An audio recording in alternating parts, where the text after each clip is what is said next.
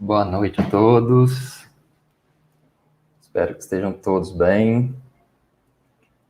Vamos dar continuidade, então, ao segundo dia, né, do sexto ciclo de palestras do Grupo de Estudos em Ruminante e Forragicultura da Amazônia, o GERFAM. Bom, meu nome é Wilton, tá? Wilton Ladeira da Silva. Sou professor da Universidade Federal de Goiás e vou estar moderando esse segundo dia do evento do GERFAM.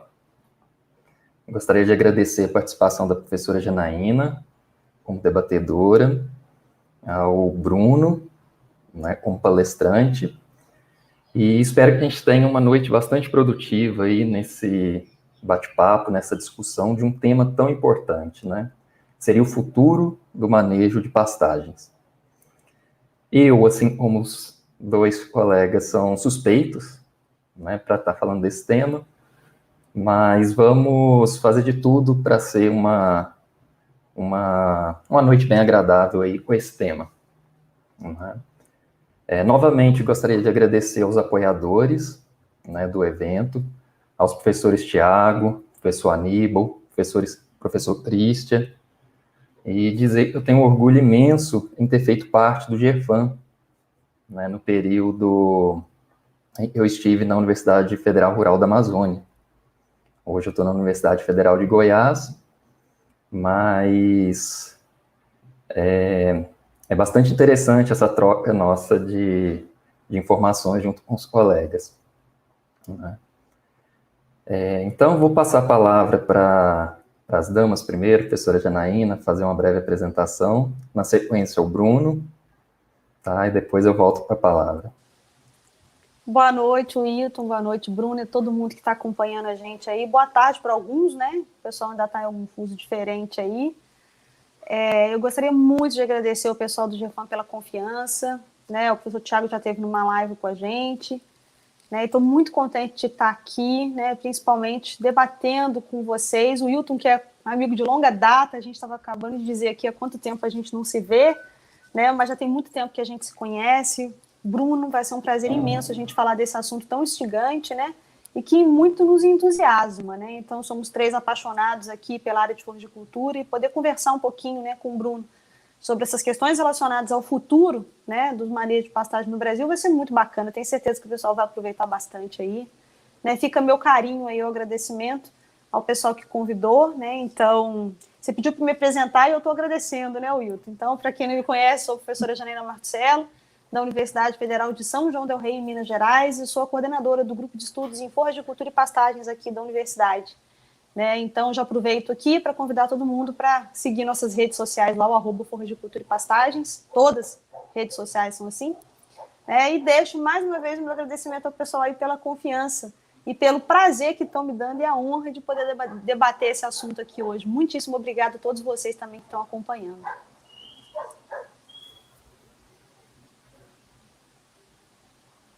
Professor Bruno, por favor. Boa noite, Wilton. Boa noite, Janaína. Prazer estar aqui com vocês também. Obrigado pelo convite. Fico feliz de poder compartilhar com vocês esse momento de muita responsabilidade, inclusive, porque falar sobre o futuro não é brincadeira. Eu sou agrônomo, formado na Universidade Federal de Lavras e hoje pesquisador na Embrapa Agrosilvopastoril aqui em Sinop, né, no Mato Grosso.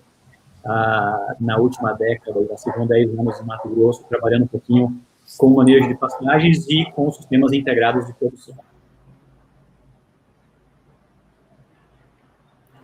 Muito bom, então. Então, acho que a gente já pode dar sequência aí, Bruno, com a sua palestra, né? Só lembrando que a gente vai ter um tempinho bem curto aí para apresentação, mas não tem problema, a gente gasta um tempo maior depois nas discussões. Excelente. Tá, joia? Fica à vontade. Então, vamos lá. A empreitada é complicada hoje, né? Na hora que o Tiago me ligou e falou de falar sobre o futuro de manejo de pastagens, eu fiquei pensando sobre o que a gente ia conversar aqui hoje, né?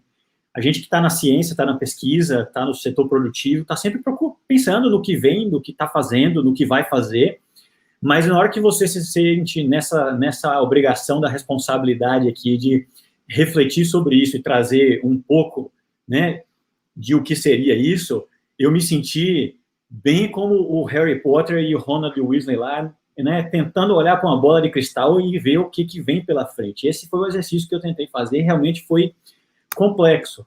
E mais do que isso, né, me imaginei aqui, eu e a professora Janaína, o que a gente ia conversar com vocês sobre o que vem pela frente.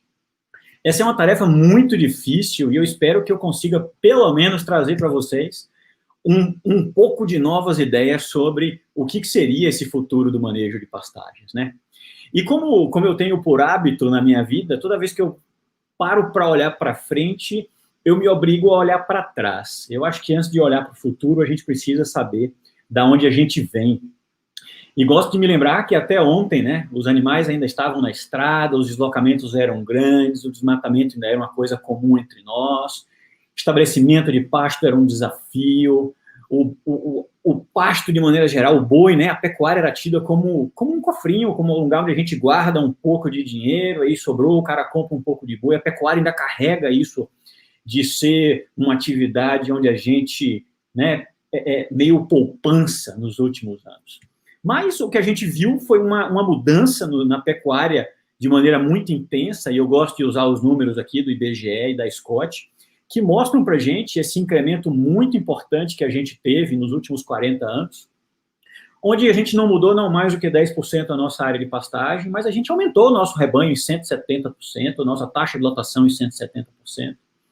Então, para olhar para onde a gente está indo, para olhar para onde a gente vai, eu acho que a gente precisa primeiro reconhecer realmente de onde veio, reconhecer o que a gente já fez, e a gente já fez bastante sobre, né, na nossa pecuária brasileira, nesse Brasilzão pecuário que a gente tem aqui hoje, para parar e pensar, para refletir para onde eu estou indo, né, como eu estou indo, qual é, acho que o desafio que o Thiago me deu foi assim, Bruno, qual é a estrada que nós vamos andar daqui para frente, nessa cavalgada aí do manejo das pastagens.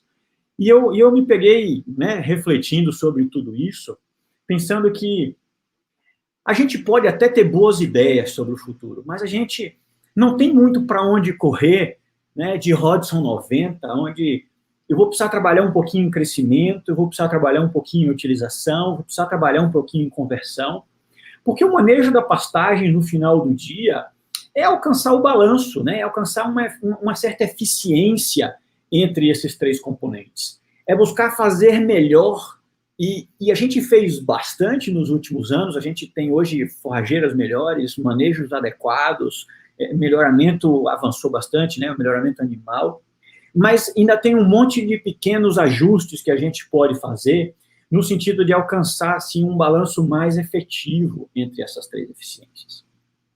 E pensando em todas essas tecnologias nos últimos dias, né, o que a gente vai, onde a gente vai, como a gente mexe, essa é a imagem que vem sempre à minha cabeça. E hoje, na hora que eu entro numa fazenda, por exemplo, para conversar sobre sistemas de produção animal, eu tenho sempre esse gráfico na minha cabeça e tenho percebido que o problema, na maioria dos casos, nem sempre é a tecnologia em si. Na maioria dos casos, o que nos falta são pessoas. O que nos falta é uma boa equipe, pessoas bem treinadas ou pessoas que entendem o que cada tecnologia pode adicionar, e não pessoas que querem apenas trazer uma determinada tecnologia, né? É comum a gente chega numa área onde tem alguém recomendando adubação, tem outro alguém recomendando cultivares, tem outro alguém recomendando suplementação, tem outro alguém recomendando reprodução nessa fazenda, e aí o manejo dessa pastagem vira uma coisa muito desconexa, porque pessoas diferentes estão tomando decisões diferentes, né? Os revendedores são diferentes, o suporte técnico vem cada um com a sua ideia, e nem sempre a leitura do manejo como um todo ela é alcançada. E aí fica difícil falar em outras tantas tecnologias, enquanto, né, pessoas são um problema nesse processo. Eu acho que a gente precisa treinar pessoas com a leitura mais de sistema, a gente precisaria ter um pouco mais de entendimento do todo quando a gente pensa em manejo de pastagem, né, no futuro, mais do que a gente tem de maneira pontual. Eu sei qual é o resultado de adubar com nitrogênio, mas qual é o resultado de adubar com nitrogênio num sistema de produção animal? Como é que eu mexo para um lado e para o outro? Como isso afeta a minha orçamentação forrageira? Como isso afeta a minha reprodução? Como isso afeta a produção para cada categoria na fazenda, né? E aí, se pessoas não forem mais um problema, que eu acho que elas ainda são hoje, a gente aí pode começar a falar de tecnologias e insumos que podem vir a ser, né, mais utilizadas nos próximos anos. De novo, acho que não tem muito para onde a gente correr de melhoramento genético. A gente tem já uma série de novos cultivares no mercado e de, né, materiais genéticos do ponto de vista animal também de alto nível no mercado. Mas não tem muito para onde correr. A gente vai ter que continuar no futuro buscando novos materiais, buscando novos animais, buscando a mensuração de como cada cultivar desse vai entrar na nossa propriedade, qual é o impacto que ele causa, como eu uso esses novos cultivares para montar o meu sistema de produção, como eu equilibro o meu sistema com 3, 4, 5 plantas diferentes na fazenda, não necessariamente no mesmo pasto, mas em retiros, né, diferentes, em pastos diferentes. Como que eu trago o melhoramento aqui para dentro para usar essas minhas pastagens a ponto de converter bem essa forragem que foi produzida? Né, eu gosto de dizer que a gente, né, tem boi que não pode comer na fazenda da gente. Esse é o sentimento em relação ao melhoramento genético. Eu preciso de animais que realmente desempenhem, que realmente entreguem. Mas eu não posso ter o que eu chamo de fome de genética. Aquele que vai só buscar o melhor capim, não o maneja, aquele que vai buscar o melhor touro e não planeja o manejo da pastagem como um todo, a minha orçamentação forrageira na fazenda, e a gente acaba tendo um desequilíbrio como esse, onde eu tenho animais de altíssimo valor agregado e pastos de baixíssima qualidade. E isso ainda são cenários que a gente encontra nos dias de hoje, né? Então, identificar o bom cultivar, trabalhar no seu bom manejo, entender a nossa curva de produção de forragem, entender que os 95% de interceptação luminosa que a gente tanto tem falado é uma ferramenta que a gente precisa materializar ela mais no campo. Todo novo cultivar que sair, a gente vai precisar trabalhar nele para identificar qual é o seu ponto de máximo, qual é o seu ponto de indicação, de recomendação de manejo, para que a gente venha complementando essas tabelas com as alturas de entrada e saída. Eu não consigo ver um futuro muito diferente disso, sem que a gente traga o manejo do pastejo para dentro do sistema, de fato, para que a gente possa fazer um sistema diferente. Para que a gente colha bem. Eu acho que a gente ainda erra na colheita, a gente ainda colhe mal, e a gente precisa ter uma colheita melhor do que o que a gente tem feito hoje. Não dá mais para perder capim, né? E nesse ponto, a minha pergunta para vocês é: o que a gente tem feito para isso ser diferente, né? Eu acho que a gente pode fazer coisas que tragam isso de uma maneira diferente.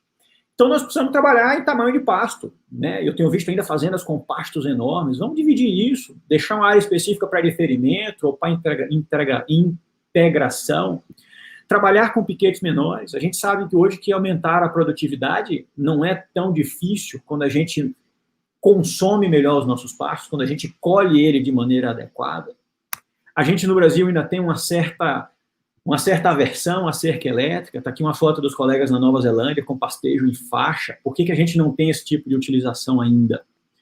Por que a gente não tem, né, cenários como esse aqui dos vizinhos uruguaios e argentinos, onde você tem também pastejo em faixa, onde você vem mudando, onde o peão anda na fazenda e traz esse manejo das pastagens de uma maneira mais efetiva para o dia de hoje?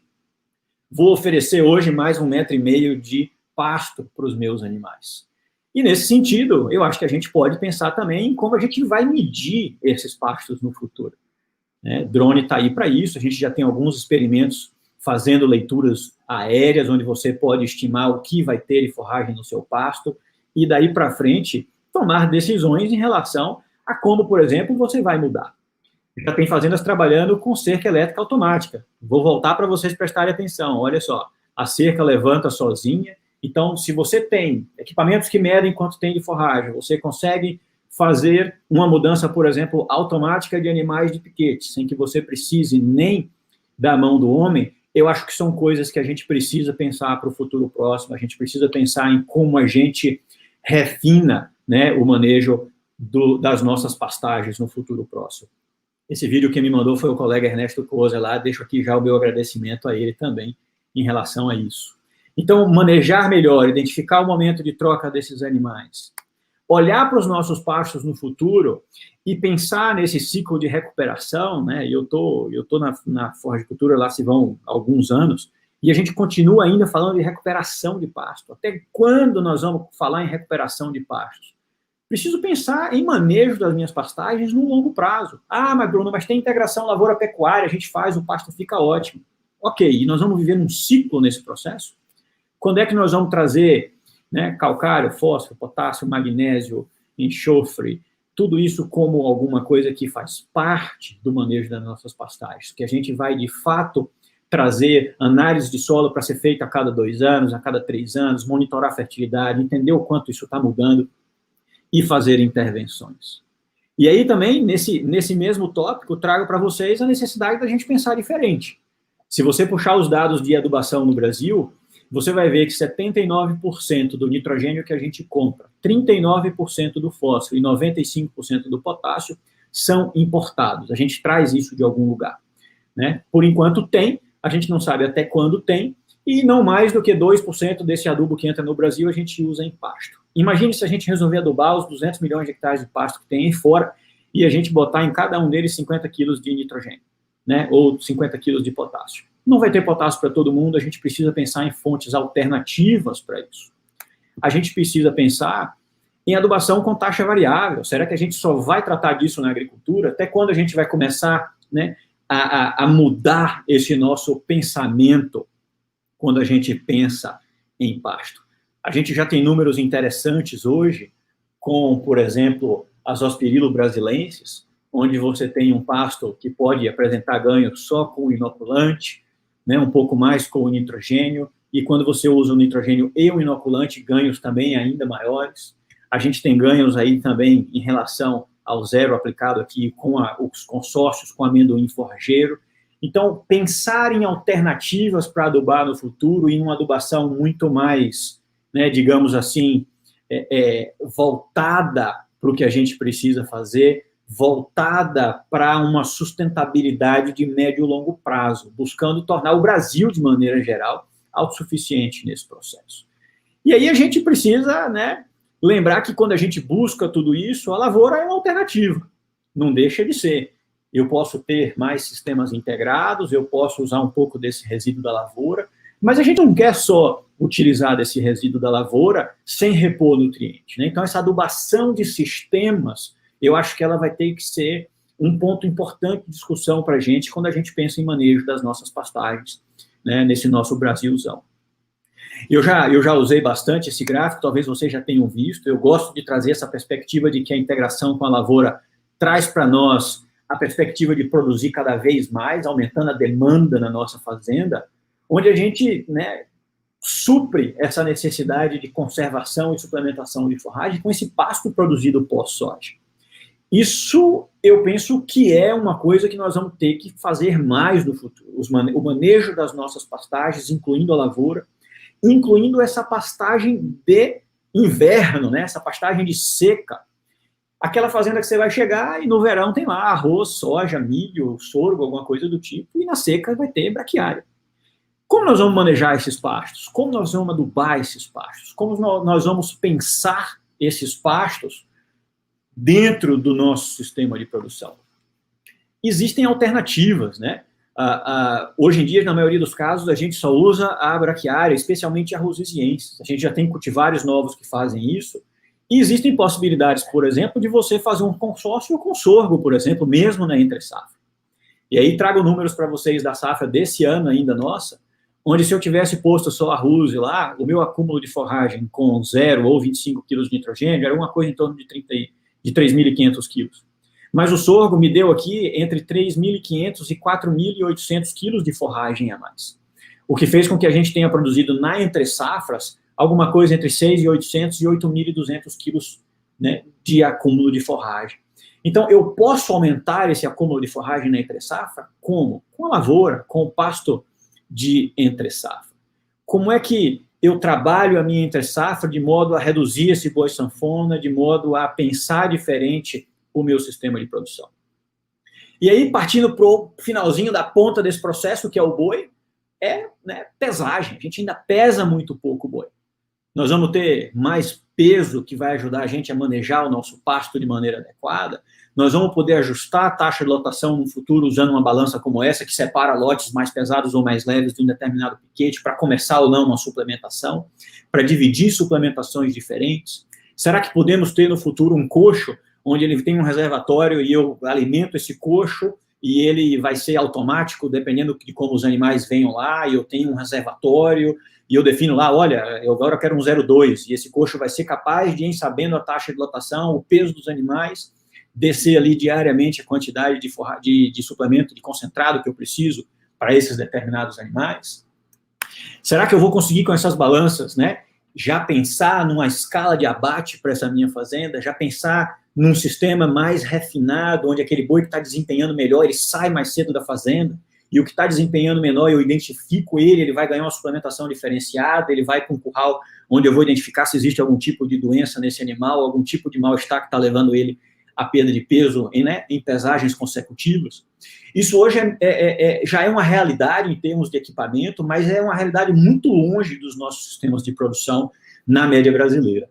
Então, eu acho que a gente precisa ter mais uma leitura do todo, a gente precisa entender mais de que o nosso sistema ele é sobreposto, eu preciso entender mais o ambiente, a planta que eu estou usando, como ela acumula, como ela vai interferir no consumo desses animais, e, enfim, a gente vai ter produção animal. Então, o manejo dessa pastagem, ela vai requerer mais entendimento desse todo. Ela vai requerer para nós mudança de atitude. Ela vai requerer para nós mais planejamento de fazenda e mais mensuração.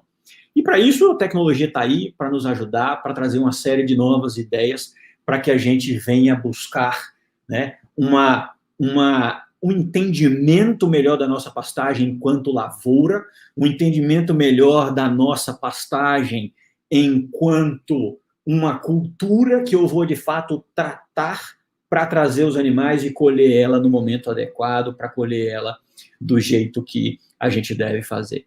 Esses são algumas das minhas ideias aí, quando eu parei para refletir sobre o tema, e eu acho que é o que eu tinha para vocês, para a gente começar essa discussão e ouvir as perguntas. Eu quero tratar disso aqui de uma maneira mais interativa do que expositiva.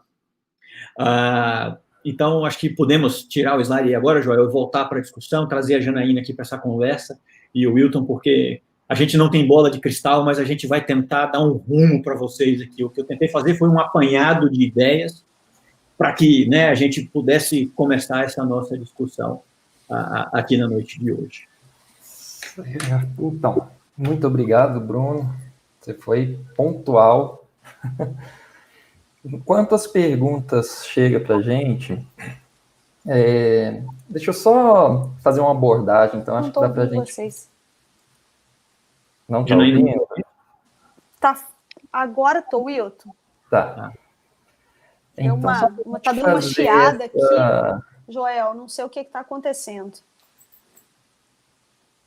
Bom, tá me ouvindo agora, Janaína? Melhorou? Não sei se a minha transmissão tinha acontecido no começo no teste. Desculpa, pessoal, mas eu não estou conseguindo ouvir os dois. Bruno, me ouve? Eu ouço bem, eu estou ouvindo bem o Wilton. E a Janaína também. Bom, só enquanto a Janaína volta, então, Bruno, só para a gente, acho que, iniciar aí uma discussão e as perguntas irem chegando.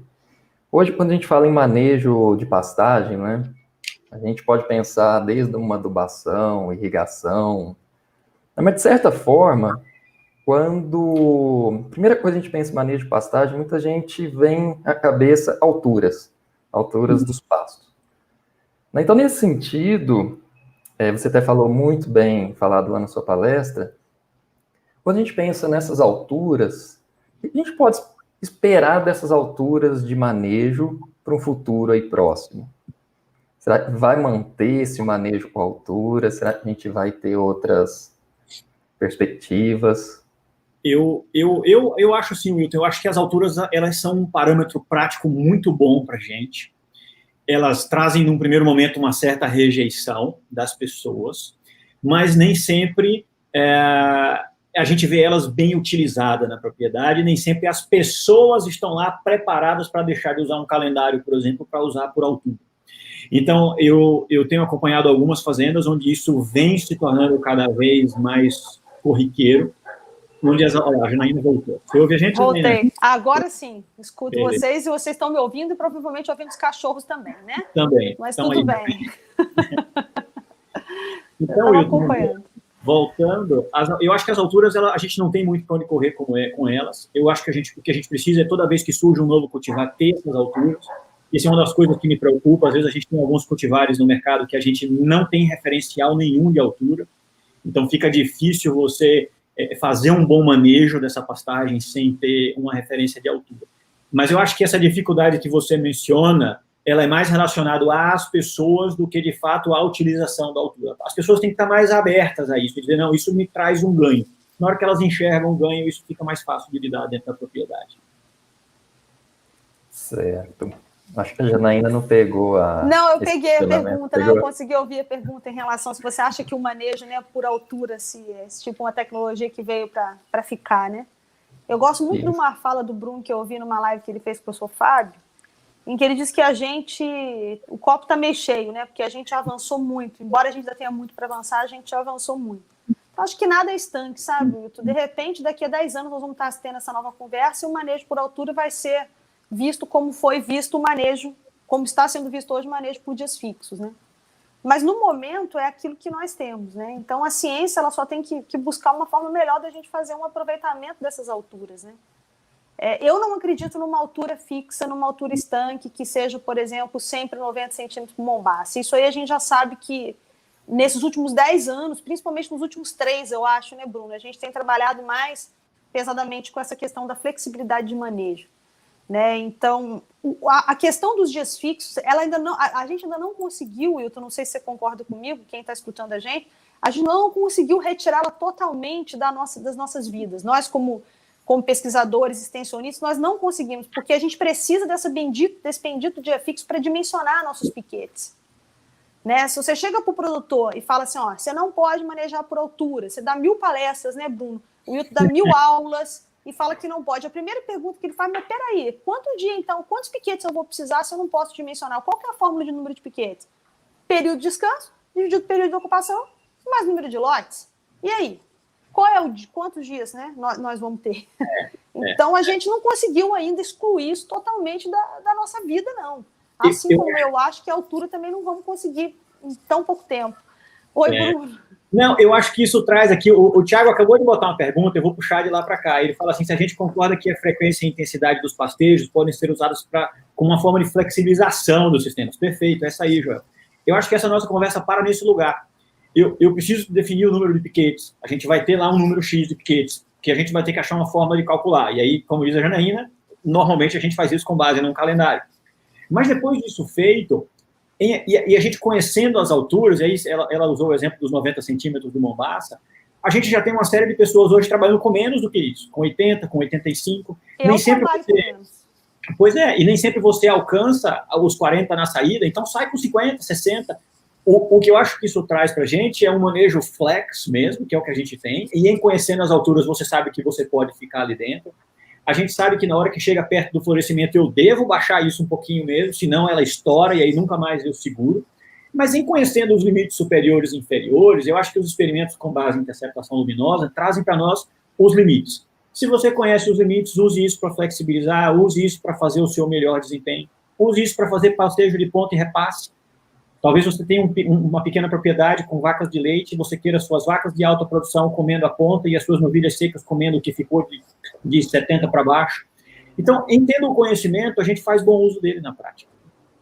Sim. E depois que começa a rodar com esse negócio da altura, pode parecer difícil no começo, né, gente? Mas depois que você começa a rodar, você percebe o desempenho não só das suas plantas, mas também dos seus animais. Então, o negócio vai te animando. O negócio é só começar, pessoal. Depois que começou, o trem vai embora. Você não quer mais saber desse negócio de dia fixo mesmo, não, que você consegue enxergar que aquele período que você colocou lá de 28 dias, ele pode ser longo demais, se você estiver bem no auge das águas, com muito nutriente, muita luz, temperatura, ou ele pode ser estreito demais, se você estiver lá no final do período das águas, né? Então, você começa a controlar isso. Mas eu acho que o futuro para essa questão da altura, o Wilton, respondendo a sua pergunta mais pontualmente, é a flexibilidade. Eu acho que a gente não trabalhar com, assim, tá lá os 55, os 40, os 90, dependendo da forrageira, mas você ter uma amplitude para você trabalhar. E essa altura mais flexível, eu acho que já não está nem no futuro tão longe, Já tá né? aí. Eu acho que a gente já está aí. Eu também sou adepto mais dessa flexibilidade das alturas. Deixa eu só pegar mais uma pergunta agora, já começaram a pipocar as perguntas ali, senão vamos perder. Do Bruno Souza. Boa noite, parabéns pela palestra, professor. Fazer o uso da taxa variável não seria uma opção de otimizar o uso de fertilizantes em pastagens, especialmente nitrogênio?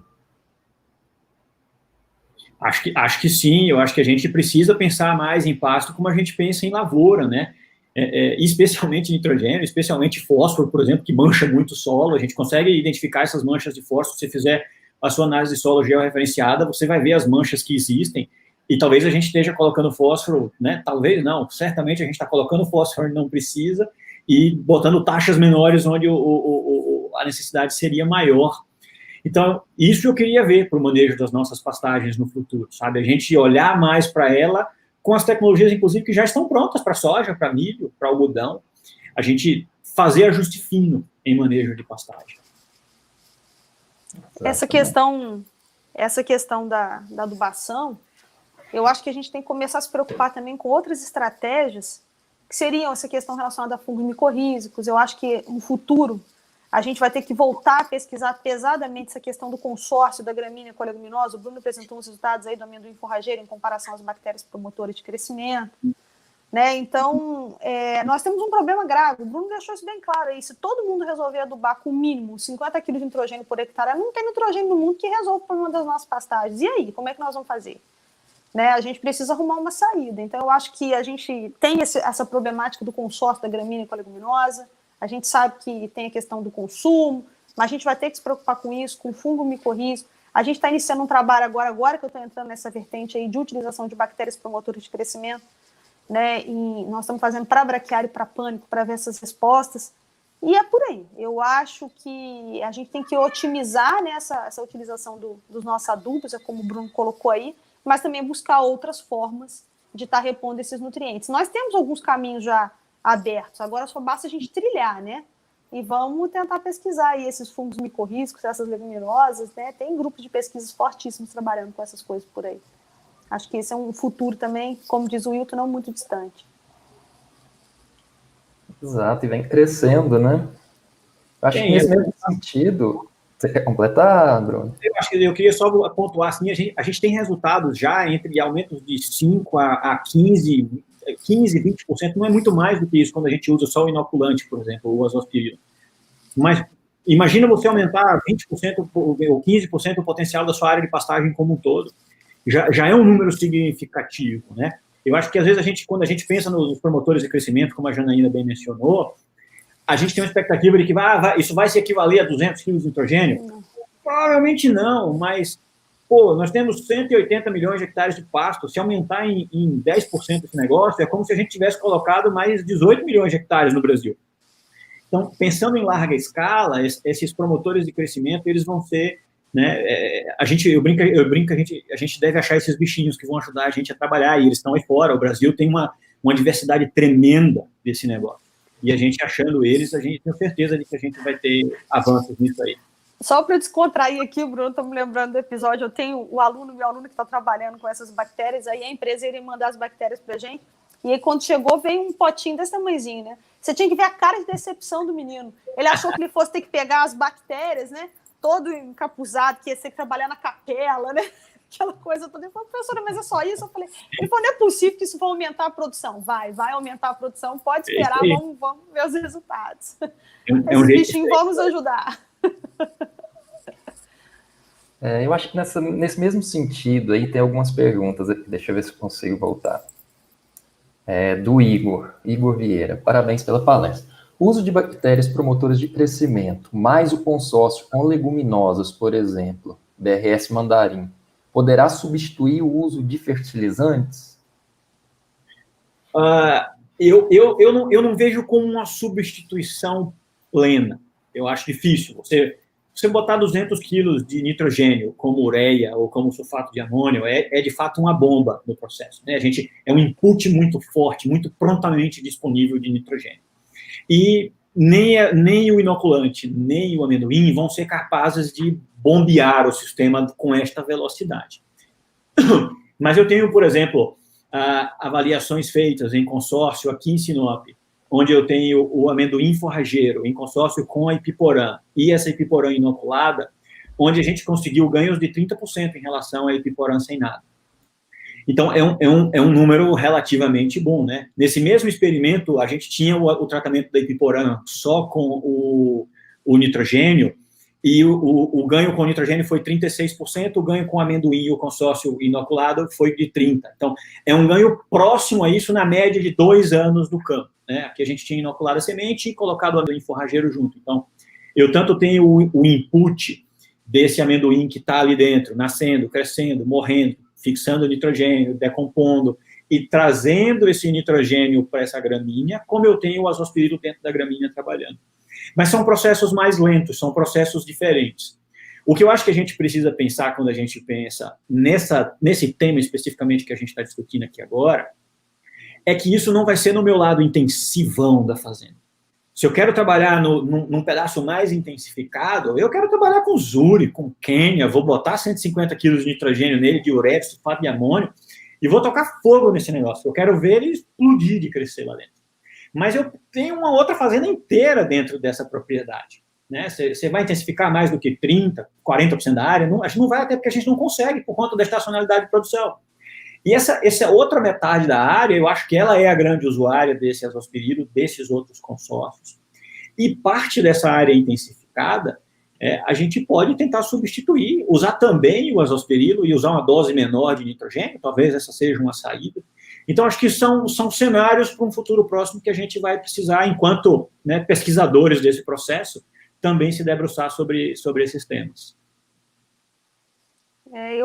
A gente está começando o experimento com isso agora, exatamente nessa estação, vai ser o primeiro ano que nós vamos trabalhar com isso.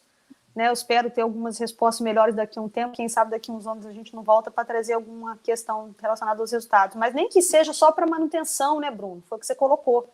Nem que a gente utilize essas bactérias aí só para manutenção e nesses sistemas mais intensificados a gente continue trabalhando com essas adubações. O que a gente não coloca na conta, muitas das vezes os produtores não levam em consideração, é que se você sai para esse sistema mais intensificado, que você trabalha com altas doses de nitrogênio, e esse mesmo que está colocando na veia aí, como o Bruno citou, né, porque esse nitrogênio da ureia, do sulfato de amônio, MAP, tudo isso aí é na veia, né, Bruno? Então, rapidamente ele vai para o metabolismo e já está lá gerando biomassa. O que o produtor não coloca na conta é que se ele está com uma boa produção e ele aumenta essa produção colocando nitrogênio, ele tem que colocar os animais que tem que aumentar para consumir isso aí, porque a adubação, gente, ela obrigatoriamente traz para você uma maior eficiência de utilização. Você tem animal, você tem boca para comer tudo isso que está sendo acrescentado, com o preço que está o animal hoje, você tem que fazer uma relação custo-benefício aí para saber se você tem condição. Então, adubar por adubar, né, pode não trazer para você o resultado esperado. Então, de repente, uma adubação um pouco mais modesta, como essa que essas bactérias podem trazer, te dê um balanço melhor na fazenda.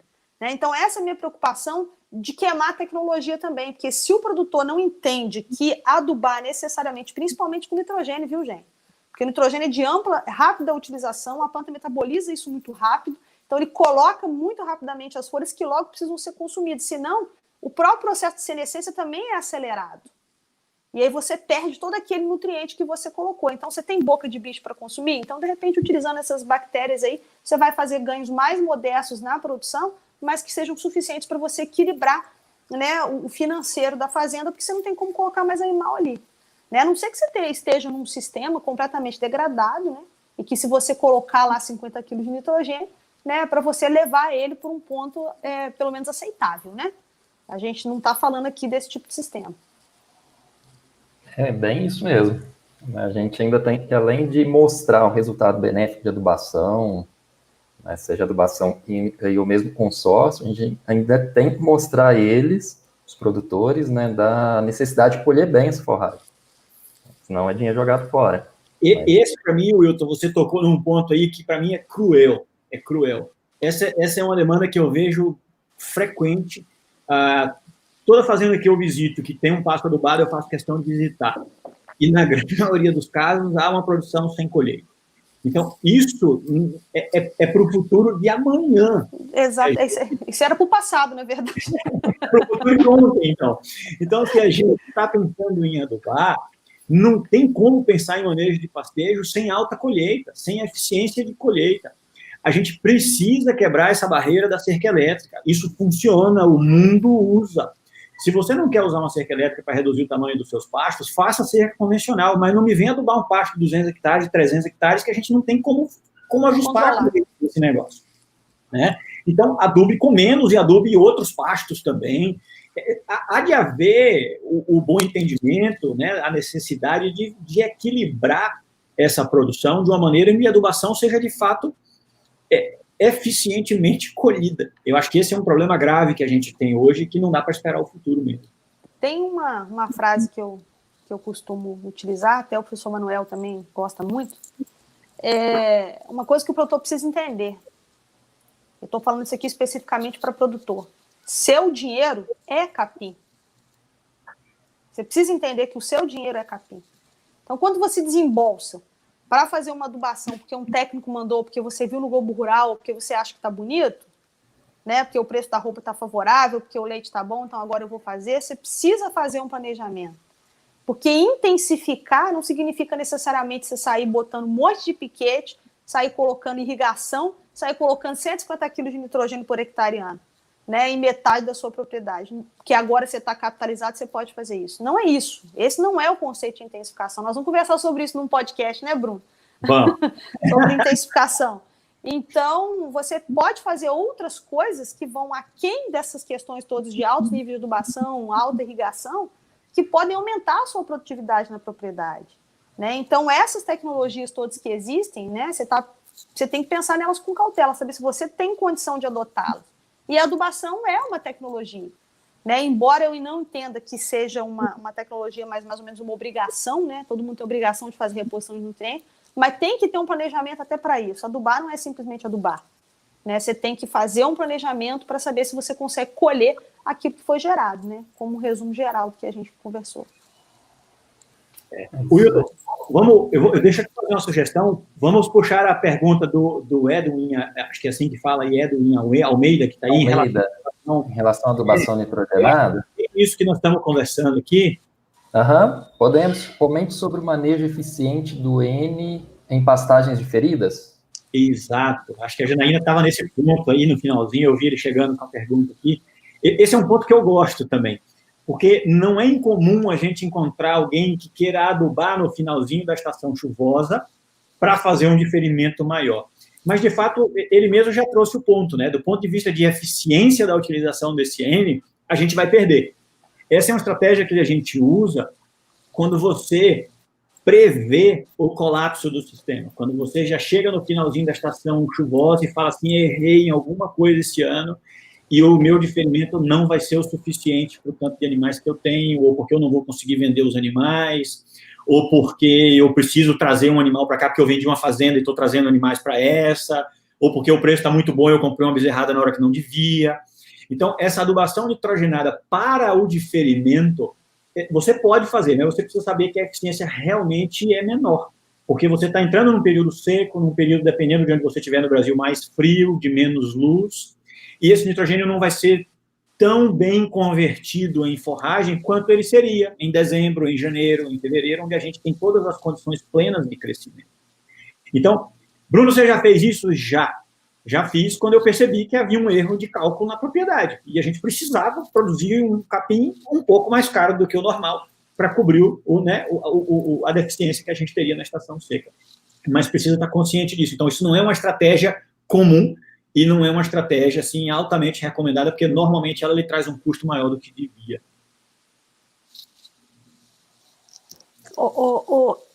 Wilton, tem uma pergunta aqui que eu achei bem interessante do Nauara, e que ele colocou assim, na hora que ele colocou que a produção de ruminantes cresceu muito com a zootecnia de precisão, mas mais no confinamento, né? O que falta para esse crescimento chegar em sistema pasto? Eu gosto muito desse tipo de pergunta, porque tem uma reflexão que eu gosto de fazer, e eu não sei se o Bruno e você me acompanhariam nessa reflexão. Tem um artigo que foi recentemente publicado pelo professor Pedro Malafaia, da Universidade Federal Rural do Rio de Janeiro, uma pessoa, assim, um grande cientista, na verdade, bem cientista. A gente tem muitos pesquisadores e poucos cientistas, né? Ele é um cientista fantástico. E aí ele fez uma avaliação dos trabalhos publicados por pesquisadores brasileiros, né? Alguém já deve ter me ouvido falar sobre isso, aí eu estou respondendo essa questão do Nauara especificamente. Então, o que acontece? Mais de 90%, não sei exatamente o número, tá? Mais de 90% dos trabalhos que são publicados no Brasil são feitos em confinamento, sendo que quase 99% do nosso rebanho é criado a pasto. Né? Então, é isso, Nauara, que explica essas questões em relação ao confinamento estarem tão avançados e em sistemas de produção sob pastejo não estarem, assim, embora a gente tenha uma luta ferrenha aí para continuar gerando essas tecnologias. Então, só para vocês terem uma ideia, hoje é quase inconcebível que a gente consiga publicar um artigo num periódico, né, de alto fator de impacto sem ter 2 anos de avaliação, pelo menos, né, Bruno? A gente tem tido essas problemáticas. Diferente de outras áreas, né, os colegas do Monogasto conseguem fazer isso com um tempo muito mais curto. Né, a gente precisa publicar com 2 anos. Então, o que acontece? Você tem 1 ano e meio para fazer mestrado, 3 anos para fazer um doutorado, né, não tem condição de você concluir nada em relação à sua dissertação, à sua tese, porque alguém vai ter que continuar o seu trabalho. Né, porque os experimentos sobre pastejo, você tem muito mais variáveis para serem controladas. Hoje eu ainda conversei com o professor Edene Detman sobre essas coisas, né, vai sair um podcast agora, daqui a pouco, sobre isso. Né? Então, isso é que explica a gente parecer que tem mais avanços em relação à nutrição no confinamento. Né? Embora, como o Bruno sempre diz, nós já avançamos um tantão, né, Bruno? Nós já avançamos muito. A gente já cresceu muito. Né? Então, eu acredito que esse artigo do professor Malafaia ele foi publicado ainda em 2020, tá? É um artigo excelente, eu não me lembro exatamente a revista, mas está publicado lá no meu Facebook, tá? Para vocês baixarem um artigo lá. E ele explica isso. Então, assim, não tem culpados. Né? O próprio sistema é culpado disso tudo. Você tem um animal em confinamento, você consegue controlar tudo muito mais do que a gente. Como é que faz cálculo de ingestão, né, Bruno? Né, Wilton? Como é que a gente faz cálculo de ingestão sob pastejo? É uma luta. A gente mia para fazer essas questões de ingestão. No confinamento é tudo muito mais fácil.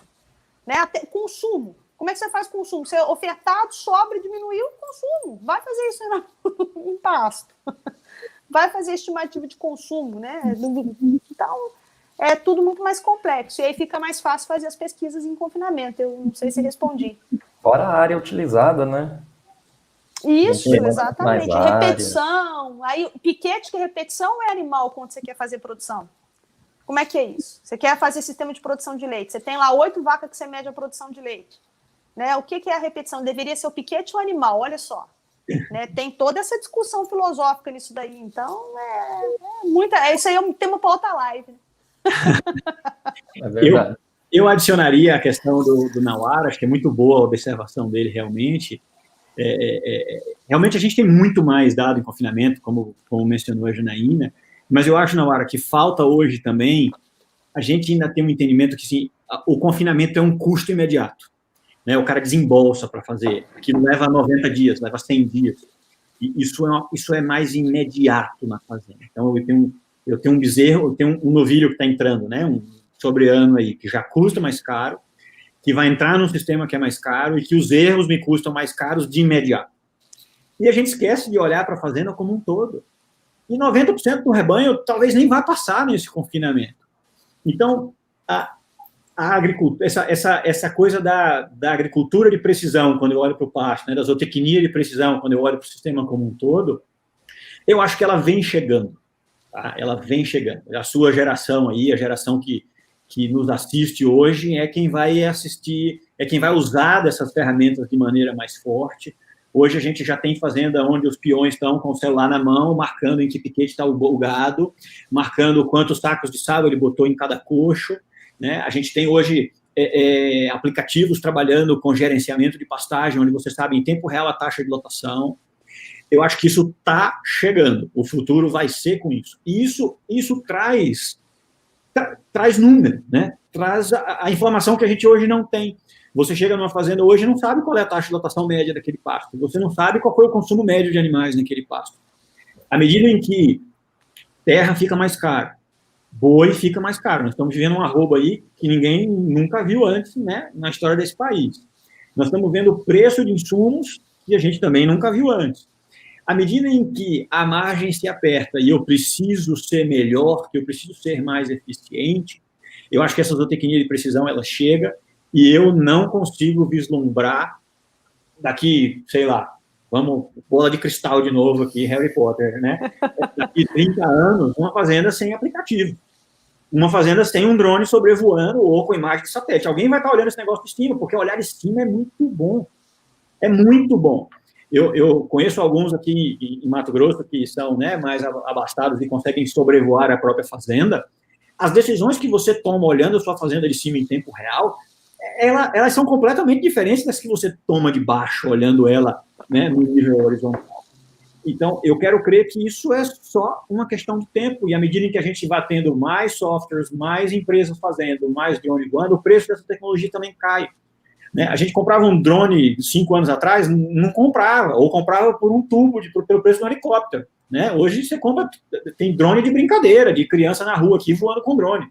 Então, à medida em que você barateia a tecnologia, ela vai se tornando acessível, né? Os modelos de pastagem vão entrando, e eu acho que é simplesmente uma questão de tempo. Gente, pegando algumas perguntas ali, eu vejo que a maioria está indo no rumo da adubação ainda, tá? Por que será? Ó, tem uma do professor Aníbal. Pensando em adubação, vocês não acham que precisamos caminhar para metas de adubação, pensando mais nos fatores de exigência das espécies versus nível tecnológico, este mais consolidado? Poderiam comentar sobre? Ô, Bruno, você me permite esse assunto aí, essa questão de exigências das espécies aí, a gente está atrasadíssimo em tudo isso, a gente está precisando urgente, né, professor Aníbal, dar uma atualizada nos nossos manuais de recomendação. Eu já dei uma cutucada lá no grupo do Floricultura Brasil, não sei se você está lá nesse grupo, Bruno, Wilton, se não tiver eu coloco vocês lá. Porque você está lá, Bruno? Se não tiver, eu te acrescento. Vou te colocar lá. Tem que entrar lá. Porque eu já dei uma cutucada, todo mundo fingiu que não viu, mas a gente tem que se preparar para isso. Essa questão do professor Aníbal é muito importante, porque, veja bem, quando o Capiaçu foi lançado aí pela Embrapa, aí fala que tem que elevar a saturação de base do solo para 60%, né? Gente, isso aí não é para qualquer um, né, Bruno? Não. Não é para qualquer um. Você tem que trabalhar a fertilidade desse solo para você levar essa saturação base de 60%. Eu não posso chegar aqui agora numa área na região e querer plantar capiaçu, então. Mas peraí, é bem assim? Vamos ver como é que funciona isso. Né? Essa questão relacionada às exigências das plantas forrageiras. A gente não tem Zuri, a gente não tem Kenia, a gente não tem tamanho e nenhum manual de recomendação. A gente não tem metade das leguminosas que temos disponíveis hoje no mercado. Né? Então, até que ponto esse nível tecnológico, professor Aníbal, essa planta vai responder?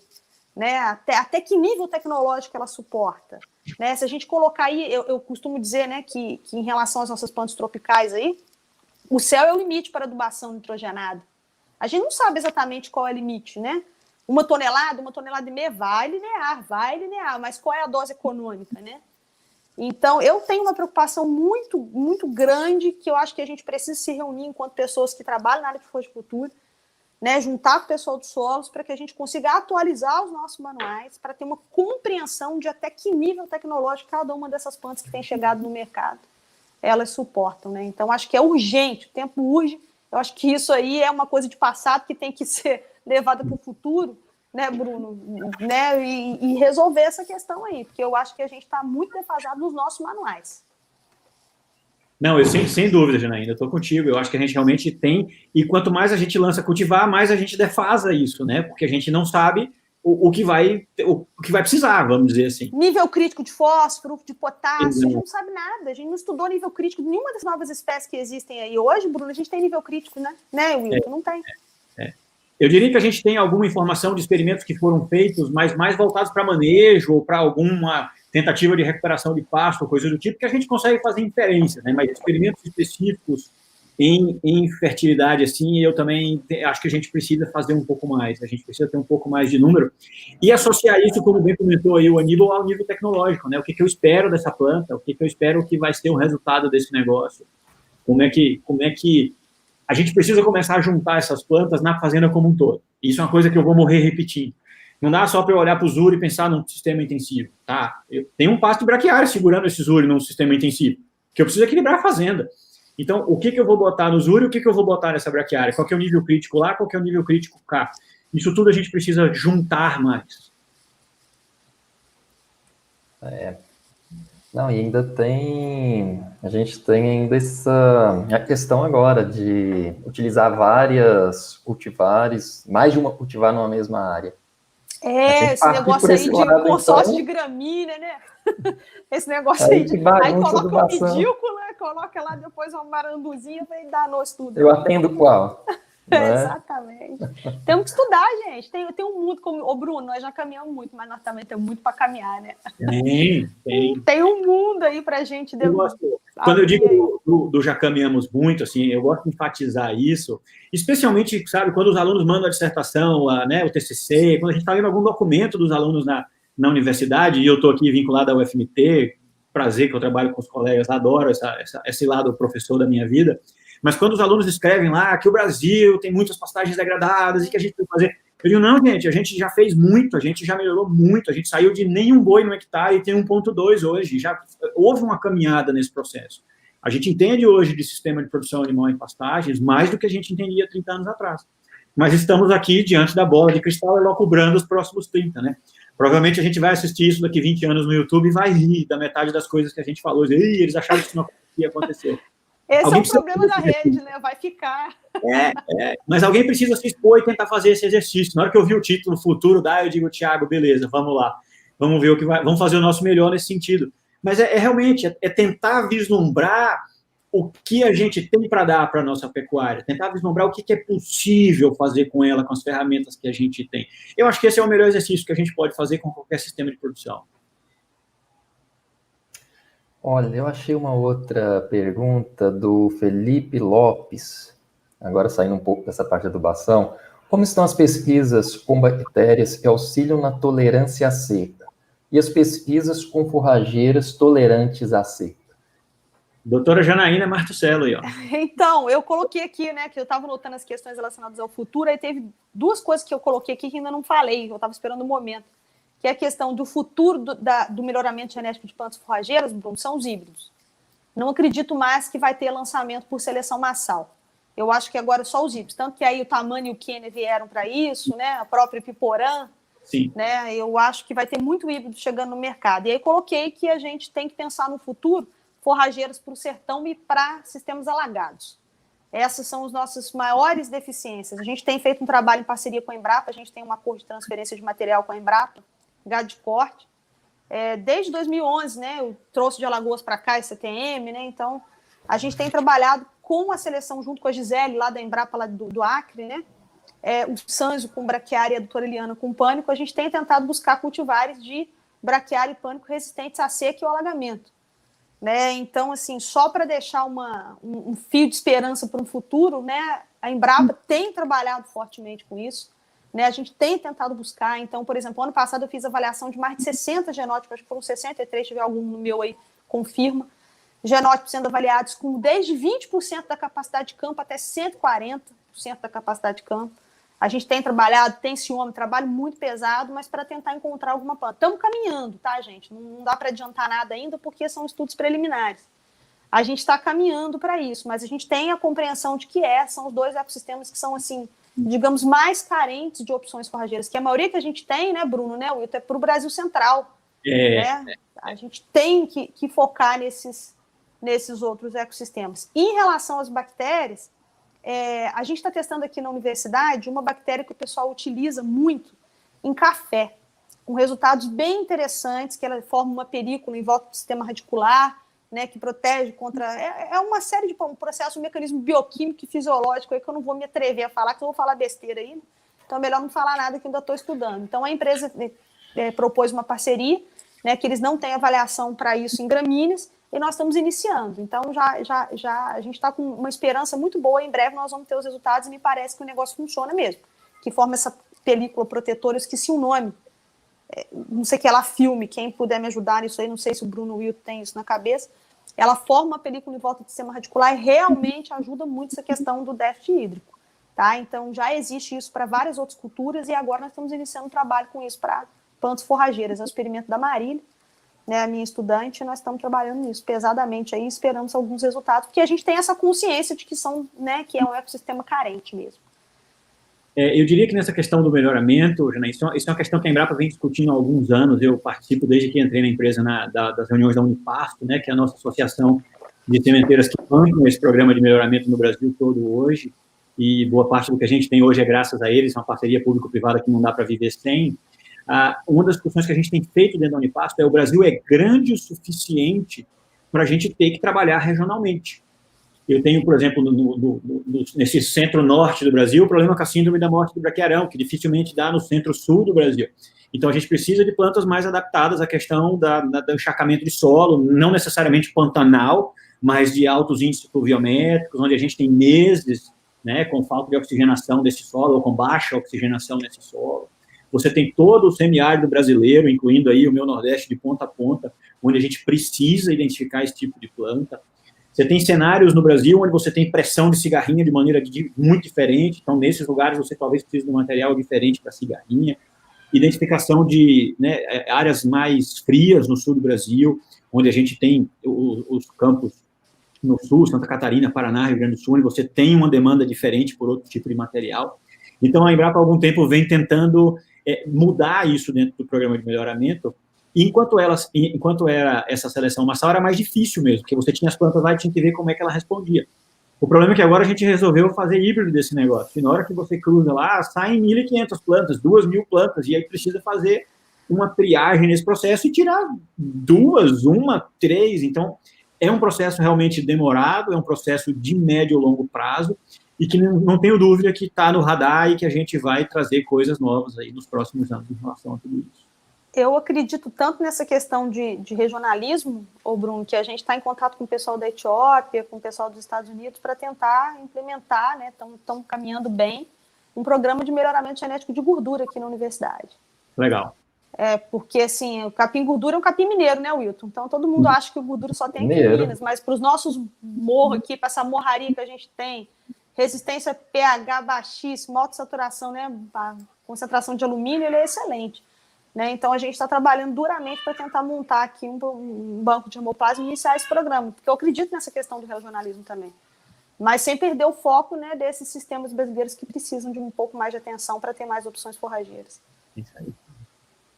Excelente. Gente, eu tô vendo pelo horário ali, agora que eu fui olhar a hora.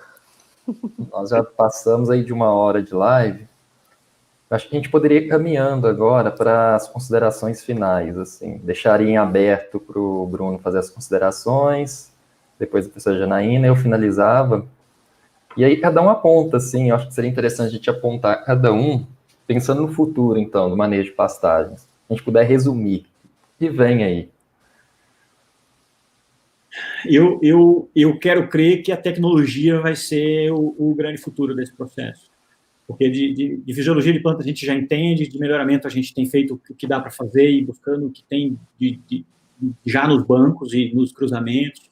A gente já entende bastante de adubação, mas, né, eu acho que a tecnologia vai entrar para dar uma mudada no manejo da nossa pastagem. Nós vamos entender solo de uma maneira diferente, nós vamos entender ajuste, taxa de lotação de uma maneira diferente. Essa coisa do drone, da balança automática, do monitoramento em tempo real, eu acho que isso vai ter que vir abarcar o sistema de produção animal em pastagem, o manejo da pastagem vai ser mais refinado pela tecnologia. Essa seria a minha aposta para o futuro. E já deixo o meu agradecimento pela oportunidade de ter esse papo extraordinário com vocês aqui. Mais uma vez agradecer aí, né, ao Tiago, ao Jefão pelo convite, a você, Wilton, pela moderação aqui hoje, e a Janaína sempre disposta, entusiasmada e contribuindo nessa contribuição. Fico feliz de estar com vocês aqui na noite de hoje. Deixo já o meu abraço a todos. Wilton, eu assino embaixo tudo aí que o Bruno falou em relação à tecnologia, mas eu coloco ainda mais uma necessidade, porque eu acho que esse futuro que o Bruno falou, ele só vai acontecer se a gente conseguir usar essa tecnologia para mostrar o que está acontecendo para o produtor e quais são as necessidades. Eu acho que a gente ainda tem um abismo muito grande entre essas tecnologias e o produtor, né? A gente estava aqui falando o tempo todo de altura e tal, mas se a gente for para pensar, eu não tenho esse número exato, mas cerca de 70% dos nossos produtores eu acho que não utilizam a altura, ou até mais do que isso, 80%, 90% não utilizam a altura e estão trabalhando com dias fixos. Uma coisa que para a gente é tão palpável e tão simples. Né? Então, a tecnologia ela vai existir, ela vai estar disponível, mas a gente vai ter que convencer as pessoas, como o Bruno colocou no slide dele, da necessidade do uso dessa tecnologia para a gente poder avançar. No mais, eu agradeço, né, o Gerfan pelo convite, agradeço o Wilton, foi um prazer te rever, viu? Mesmo jeito, mesma cara, eu tenho que saber o que ele toma no café da manhã. Bruno, conversar com você é sempre um prazer enorme, né? E essa foi uma das, se a gente pode dizer que tem uma boa coisa na pandemia, né? Me aproximar de você e a gente conversar tanto foi uma das boas coisas que a pandemia me trouxe. Né? Então, assim, muito obrigado por poder estar dividindo com você e com o Wilton isso daqui. Ao Gerfan, professor Tiago, um carinhoso abraço. E principalmente a quem ficou aqui, né, com a gente acompanhando, escutando e confiando aí. Muitíssimo obrigado, pessoal. Fica com Deus aí. Valeu pela companhia. Bom, só finalizando, então, vocês já relataram, eu também acho, assim, muitas das tecnologias que eu acho que vai vir para o futuro é coisa que a gente está brigando no presente. A professora Janaína mesmo falou da altura, a gente briga com a altura, mas ainda nem todos usam. Então, isso aí vai ser coisa que com certeza entra no futuro. Acho que entra aí também essa parte de manejo por meio de imagens, né? O Bruno já relatou bem ali o uso de drones, imagens de satélite, coloração, né? E, assim, a gente tem um campo vasto aí para a gente estar trabalhando com novas tecnologias. Seja desde lá da irrigação, né? A gente nem tocou na ação de irrigação, mas a gente também tem coisas aí que dá para 2, 3 lives para falar de irrigação. Mas, enfim, o desafio está aí lançado e eu acho que a gente tem um caminho aí bem legal para a gente estar trilhando e trabalhando. Bruno, uma satisfação imensa, tá? Participar com você. Janaína, também, depois de tantos anos, né? Mas estamos aí para o que vier precisando, gente. Tá? É só nos chamar. Então, agradeço de novo aos dois, tá, pela participação. Agradeço ao Gerfan pelo convite em estar moderando essas palestras, esse debate, um tema excelente, né? Só fazendo um merchandising aqui agora para o grupo, para falar sobre os apoiadores, né, das palestras, do sexto ciclo de palestras, né? A própria UFRA, a Universidade Federal Rural da Amazônia, que eu tenho um carinho imenso, tá? Fiz parte do quadro docente, hoje estou na UFG, mas não esqueço. A UISPA, né, Instituto de Saúde e Produção Animal, também apoiando o evento. Tem a PROEX, lá da UFRA, o PROCAD Amazônia, também. Teria os programas de pós-graduação, tanto lá da UFRA quanto da UFPA, também dá bastante apoio ao grupo.